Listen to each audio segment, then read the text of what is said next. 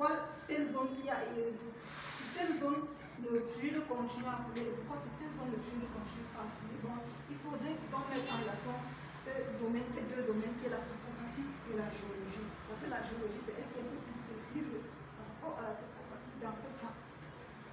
Cinquième branche, topographie urbaine. C'est-à-dire, cette branche étudie la topographie en relation avec les villes et les agglomérations, comme je disais tantôt.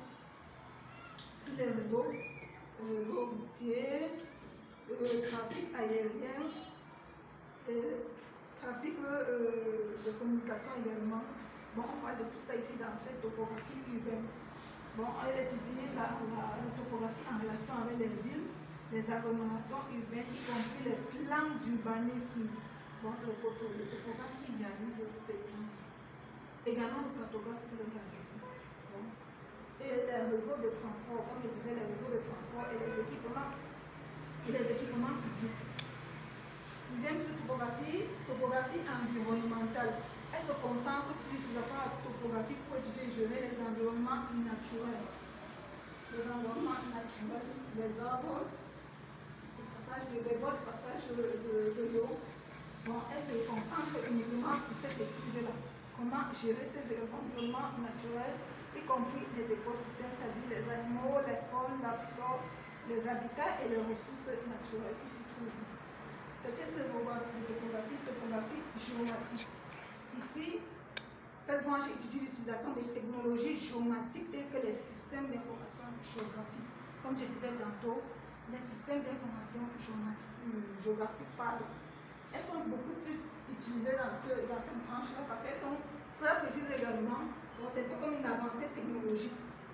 Bon, avec ces cycles-là, en généralisant les appelant cycles, ces cycles-là, donc, elles permettent donc de travailler sur ces systèmes d'information. Elles permettent donc d'utiliser ces technologies géomatiques.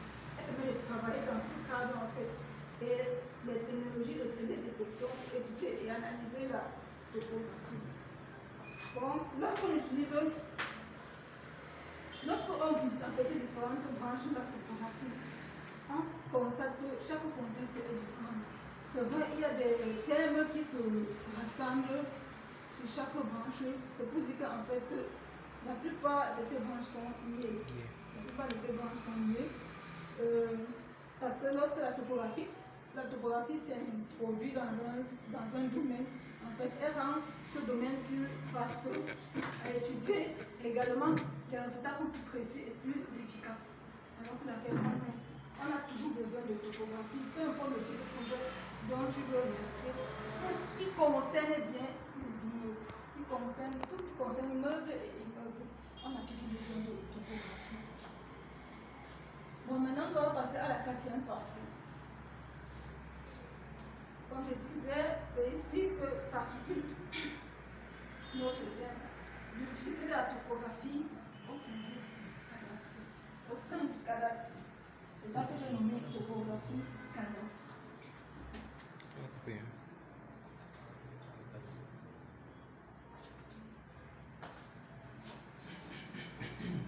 C'est ça que j'ai nommé topographie cadastre.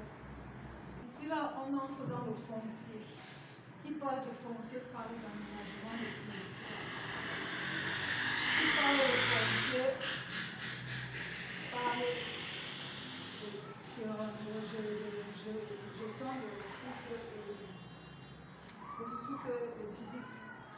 Qui parle de foncier parle de documentation cadastrale. Donc, tout ceci entre dans le contexte de la topographie cadastrale. La topographie et le cadastre sont deux domaines étroitement liés qui jouent un rôle crucial dans la gestion et la planification des territoires. Comme je l'ai tantôt dit, la topographie consiste à mesurer et à représenter les espaces de terre, bien des portions de terre sur un plan bien sur une table. Or, le cadastre, lui, il est un registre public qui recense les propriétés foncières d'un territoire. Donc, le cadastre, tu vas là-bas, tu demandes le plan, la carte de section, on te le montre sans problème parce que les topographes, les géomètres, les cartographes, on fait en amont un travail